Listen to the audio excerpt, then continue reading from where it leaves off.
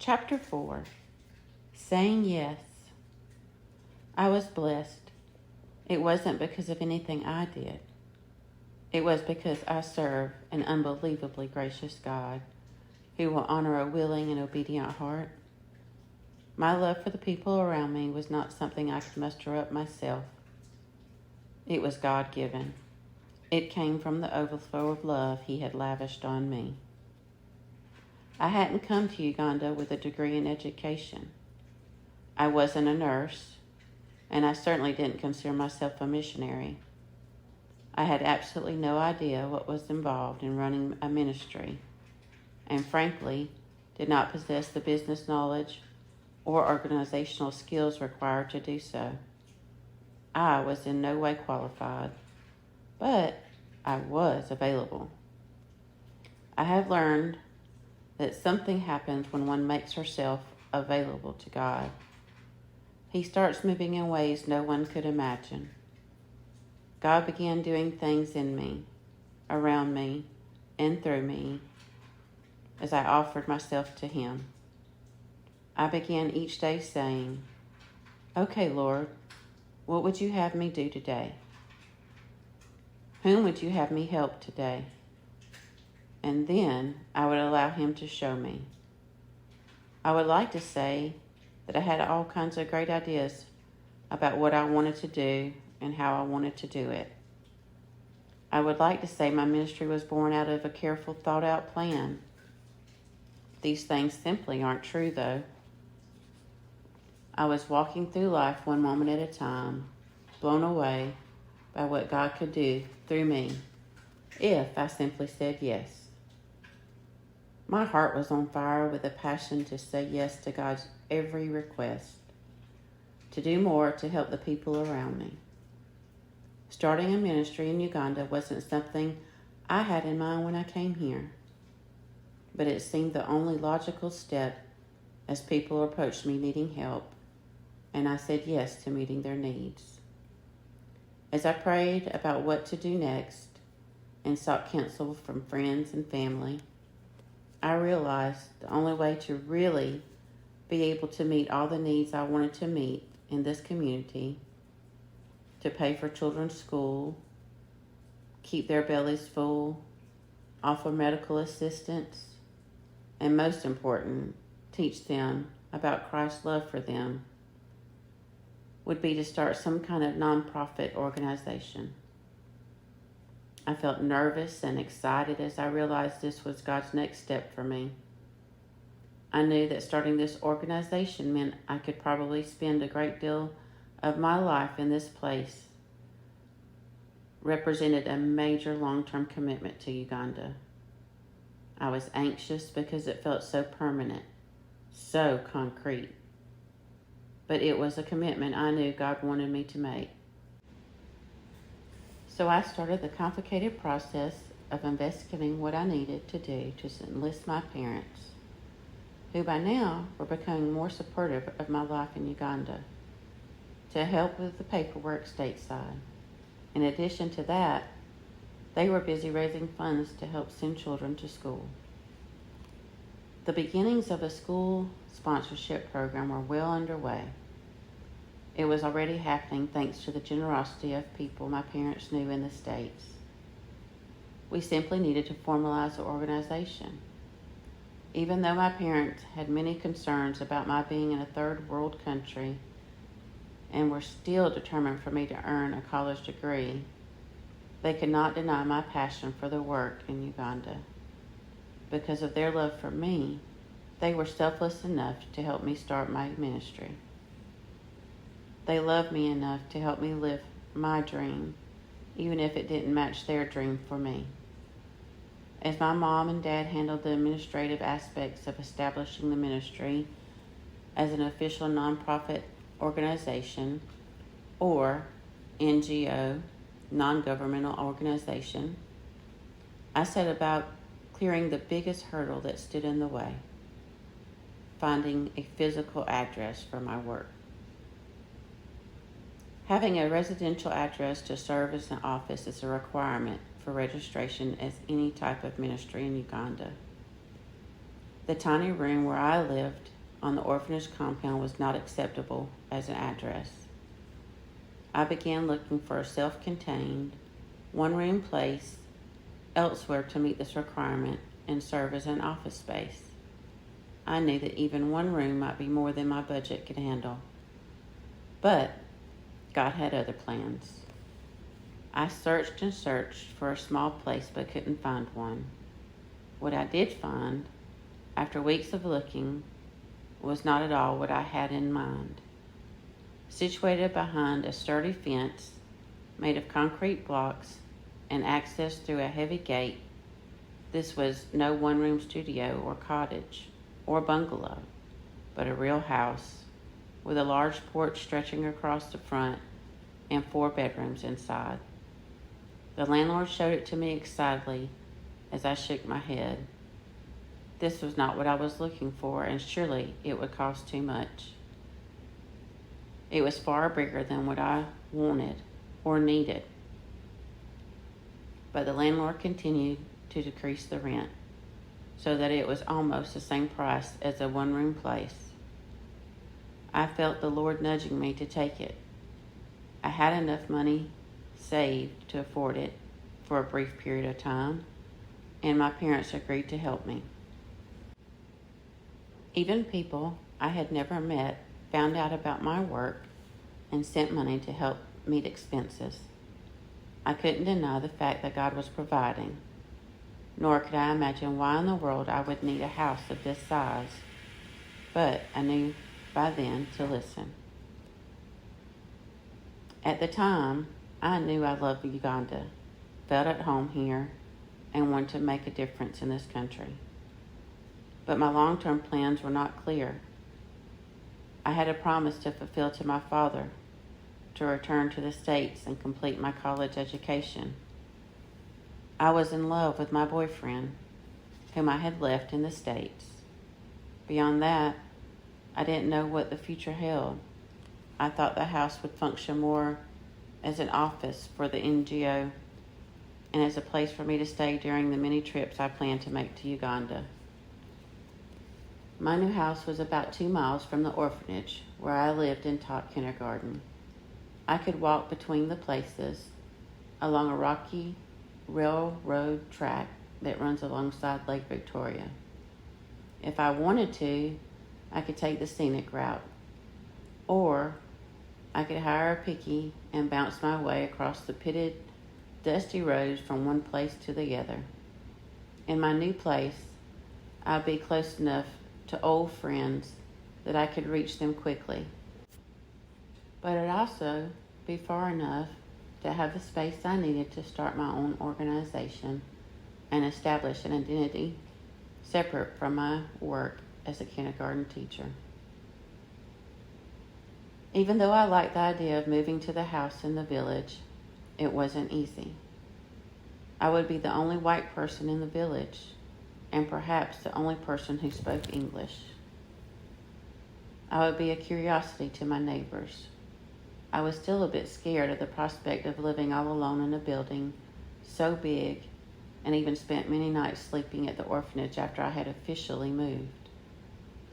For a few weeks, I went to the house to clean and organize during the day, but retreated in the evenings to the comfort of my 102 little friends and rickety metal twin bed. I was so excited to start this new adventure that God had planned for me, but at the same time, I had grown quite comfortable at the children's home. I had made friends among the staff members and the children, whom I could count on for lavish displays of affection and outbursts of joy every single day.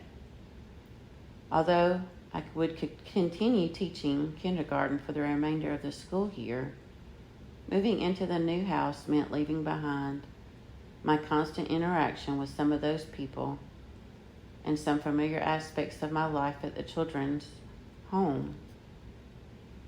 I felt I had just gotten settled into my routine and was being uprooted again. The morning I moved out of the orphanage, I opened my Bible to the story of Sarah and Abraham in Genesis, and it was a source of great encouragement as I embarked on the next phase of my life in Uganda. God had promised Sarah and Abraham that they would be parents of a great nation. Yet at the age of 65, Sarah was still childless. She was beginning to doubt. Leaving behind her homeland, she and her husband moved hundreds of miles south to the land of Canaan, the place where God had told them he would fulfill his promise. The land was full of God's promises, but barren of all things cherished and familiar. Finally, tired of waiting, Sarah tried to take matters into her own hands by letting her husband sleep with her servant.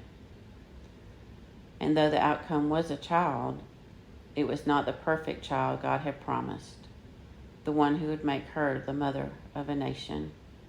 Years later, at the age of 90, Sarah finally gave birth to her promised child. She called him Isaac, meaning, "The Lord has filled me with laughter." Despite her frailties, little faith, and self-reliance, God accomplished his purpose, and Sarah was filled with joy. I knew I could have stayed at the orphanage, and God would have still loved me. But I could hear his voice whispering in my heart. He had given me a new place to live, a new adventure to embrace. How could I say no? I sensed that God was leading me to my own kind of Canaan, a land I had never been before, a place full of his promises and barren of all things comfortable and familiar. I had to let go of my life at the children's home and let God fulfill his promise, his perfect will. I chose to believe that, like Sarah, my adventure would lead to laughter and joy.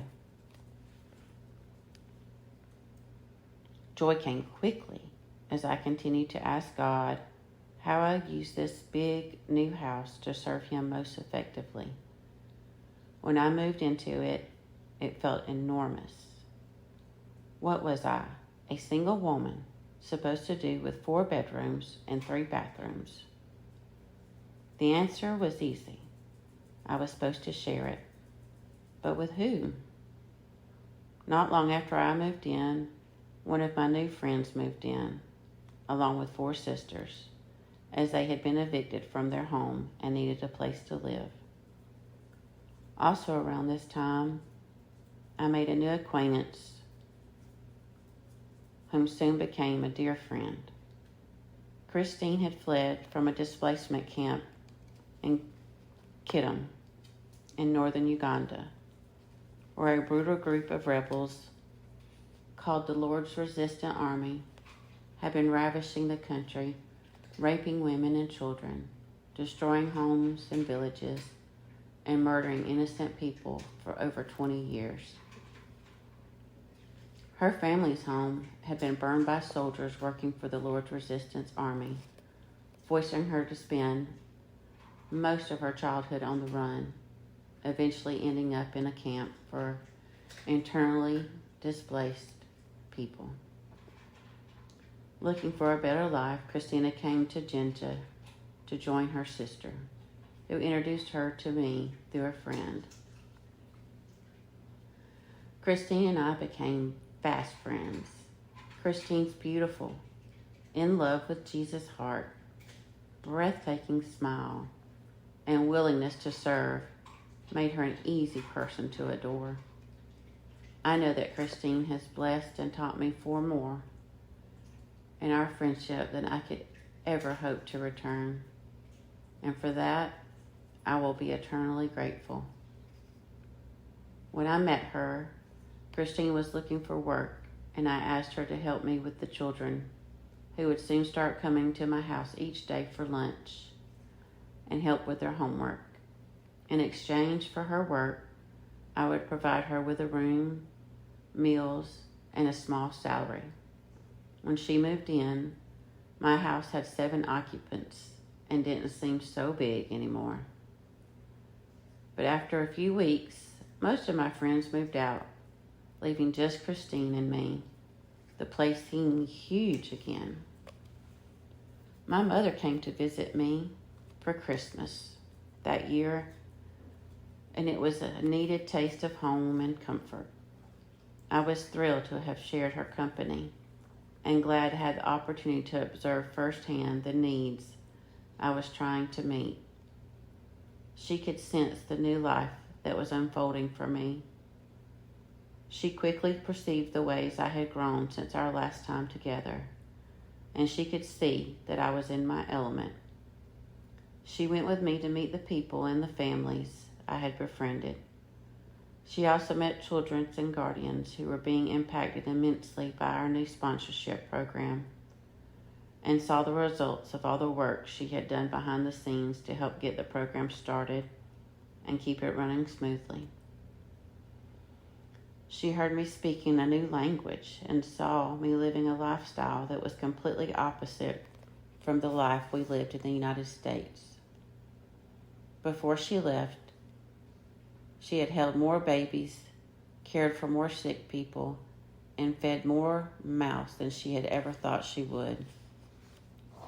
Mom was in awe of all the Lord had accomplished in such a short time, and returned to the States with a new understanding of her daughter and the life I'd been called to live. By the first of the year, my house was ready to be used. My door was open. My friend Oliver is a common name for girls and women in Uganda, helped me identify the children who could benefit most from going to school, the ones she knew were most bad off. Oliver had been around the area where I lived all her life. She seems to know absolutely everyone. She knew who was related to whom. She knew family stories and histories, and instinctively, she knew how to separate truth from village gossip. She comes across as quiet and serious, but underneath her reserved demeanor, she is perspective, hardworking, dependable, God-loving, and determined to make a difference in her community. Oliver was one of my first friends, and before I had known her very long, I noticed she was spending a good bit of her free time with me. She didn't seem to want anything. She simply seemed interested in why I had come to live in her part of the world. She sensed that God wanted her to help me, and help me she did, in more ways than I can count. Oliver's friends noticed her helping me and teased her about it. "Why do you follow around a small white girl?" they asked. "Because God is going to do something with her here," she replied. So Oliver continued to give her time and share her wisdom with me as we worked together to identify the most needy children and give them an opportunity to go to school.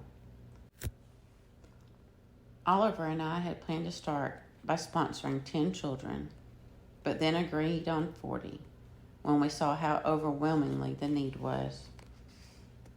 I asked Oliver to find the 40 neediest and bring me a list of their names so my mom and I could work on finding more sponsors from the States. As I told my friends and family about it and word began to spread, people began sending money to help us. I never made a desperate fundraising plea. People simply became aware of the need and seemed happy to help meet it. We quickly raised the funds for 40 children. Then Oliver showed up with a list of around 100 children saying, "These are the ones who need help. You can pick your 40. I could not choose. I decided to enroll them all and pray that God would send the funds to meet the need. I spent my days registering children for school, a process that involves a personal meeting with the student and the headmaster. To register all of our children, I was faced with the prospect of 100 meetings, and most of them took place on African time, which typically runs a few hours behind real time. As I grew to know and love these children, I realized their needs went far beyond school. Betty was a 6-year-old girl who had lost both of her parents to HIV and lived with her grandfather and 4 young siblings. Her big ears stuck out of her shiny bald head, and her grin showed perfectly straight little white teeth. She was shy but lovable, giggling when I cupped my white hands against her chin and told her Jesus loved her. Michael was a 12-year-old boy who stopped going to school when his father left abruptly. When I met him, he stayed home to take care of his mother and younger sister. Michael was a born leader with big dreams for his future, but not much hope of realizing these dreams because he was not able to attend school. Lily's 2 front teeth were missing, as in the case for many 7-year-old little girls. But unlike many little girls I know, Lily was responsible for doing all the cooking and laundry for her 8 brothers and sisters and her crippled grandfather, who was her only caregiver. Betty, Michael, Lily, and so many more, all of these children were cherished by Jesus. They were created in his image. My whole being cried out in desire for them to know this. Most of these children ate one big meal each day. At about 6 in the evening, many of them had never had a parental figure to guide and love them. I wanted to teach them about the love of their Heavenly Father, but this proved difficult to children who had never felt the love of an earthly parent. I knew that in order to teach them this love, I needed to first show them. So I opened the door of my home a bit wider. Every day, around 1 in the afternoon, my dirt patch of yard began to fill with the youngest children in our sponsorship program. Those in 3rd grade and younger, because the older children stayed at school until later.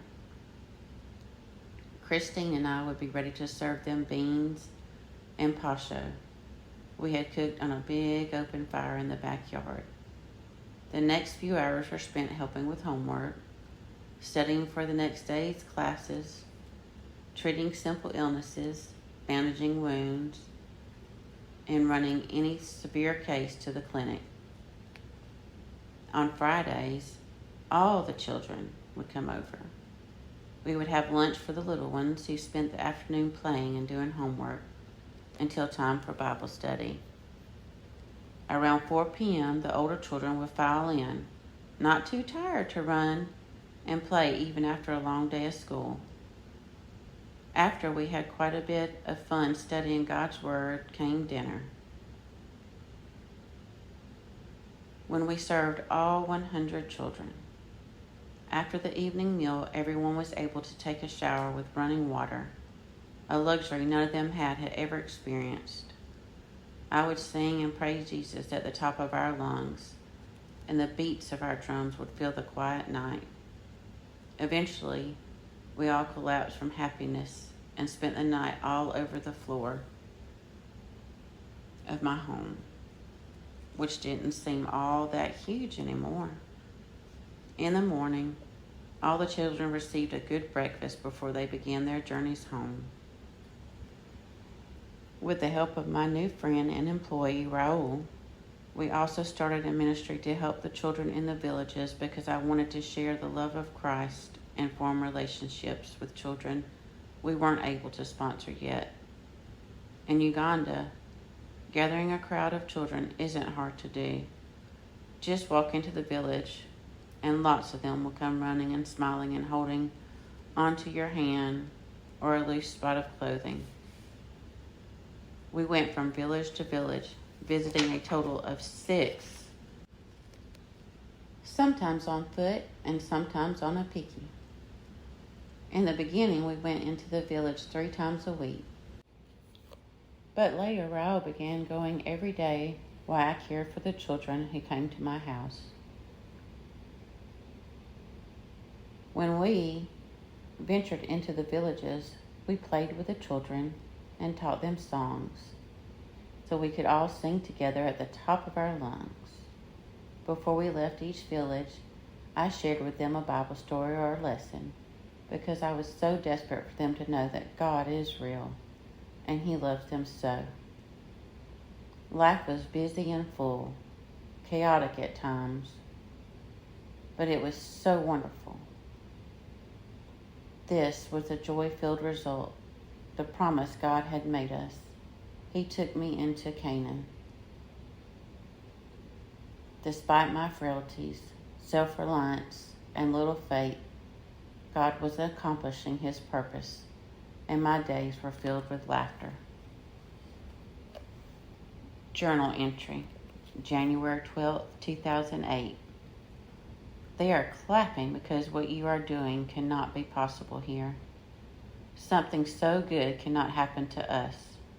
Oliver is explaining to me that everyone is cheering because we have just told them we will be providing all children in our sponsorship program with school supplies. Here in Uganda, school supplies consist of a pencil, a pen, and a notebook. Let me back up. Saturday morning, my veranda floods with children, and 8:30 through our meeting doesn't start until 10. Africans aren't known for ever being on time for anything, but these people are so excited about the program they have come hours early, some of them from 15 miles away. No one can believe this small white woman, the only one many of them have ever seen, is providing children with a free education, as if a poor child deserves to be educated as much as anyone else. Widowed mothers and old grandparents cannot believe they will no longer have to struggle, some working 20 hours a day to put their children through school. Before many of them come in the gate, they ask what they are expected to pay. When I respond that this program is free, no strings attached, they fall to their knees in the red dust and fight back tears as they thank me. They ask why. Why am I doing this? Why do they deserve this? Why do I care so much? The answer is simple. Because the Lord who created you loves you. Because He created you for a purpose, and He wants you to fulfill that purpose. Because the God who knows every hair on your head deserves to lift you out of this dust and into His glory. Some come to me worried. I do not have the money to buy supplies once the child is signed up for school. We will provide them. My child has no shoes. They will not let him in school. Taken care of. What about uniforms? Already made. Many sewn. A little poorly at first, by me. So then, what do we owe you? Nothing. That is where the cheering, shouting, dancing, and laughing come in. That is when Oliver declares they are so happy because this is not possible for them. They did not think this could ever happen. Well, neither did I. With God, all things are possible. In about 3 months, this organization has gone from a dream as I lay under my mosquito net one night into a full-blown active nonprofit. Honestly, I am not sure I thought it was possible either, but the Lord knew it was. 140 children are registered. On Monday morning, we will all go together to enroll them in school. We have been fitted for uniforms, which will be given to them next week with their new bag filled with supplies. As they walk home from school each day, they will stop at my house for a hot, nutritious meal, a shower, study time, some days with a tutor, and prayer. All things are possible. My Lord and my Savior has been my encouragement and my strength. And here, I stand on my front porch looking at over 200 children and guardians that the Lord has blessed through this impossible undertaking. As each person leaves, one by one, they thank me, and most of them promise that God will bless me. I wonder how I could ever be more blessed. I glanced around my office. the walls plastered with pictures of children I have had the opportunity to love. I close my eyes and listen to the laughter of children, parents, friends, and relatives who have been helped by this program. The joy that wells up inside of me is too immense to describe. God has blessed me more than I could ever ask for or imagine. I wonder like they do, why? Why do I deserve this? Why do you care so much about me, Lord? But the answer is simple. Because the God who created us loves us. Because he created each of us for a purpose. Because the God who knows every hair on my head desires to lift me out of this dust and into his glory. And he is.